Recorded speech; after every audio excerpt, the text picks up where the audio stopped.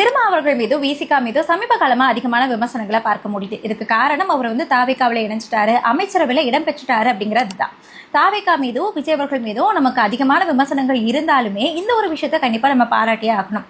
ஏன்னா ஒரு பார்ப்பனர் அப்படிங்கிற காரணத்துக்காக அவருடைய எந்த ஒரு செயல்பாடுமே பார்ப்பதற்கு முன்னாடியே அவர்கிட்ட எப்படி நம்ம ஒரு அறநிலையத்துறையை தூக்கி கொடுக்கலாம் அப்படின்னு நம்ம எதிர்க்கிறோம், குற்றம் சாட்டுறோம் அப்படின்னா அதுக்கு பின்னாடி இருக்கக்கூடிய அந்த வரலாறு தான் காரணம். அதே மாதிரி தான் நீங்க எந்த சமூகத்துக்கு எதுவுமே கிடைக்க கூடாதுன்னு சொல்லி ஒதுக்கி வச்சிருந்தீங்களோ அதே சமூகத்துக்கு இன்னைக்கு அதிகாரத்தை எடுத்து கையில கொடுத்துருக்காங்க அப்படின்னா, இன்னைக்கு அவங்க அதிகாரத்துல போய் உட்கார்ந்துருக்காங்க அப்படின்னா அதை வரவேற்கணும்.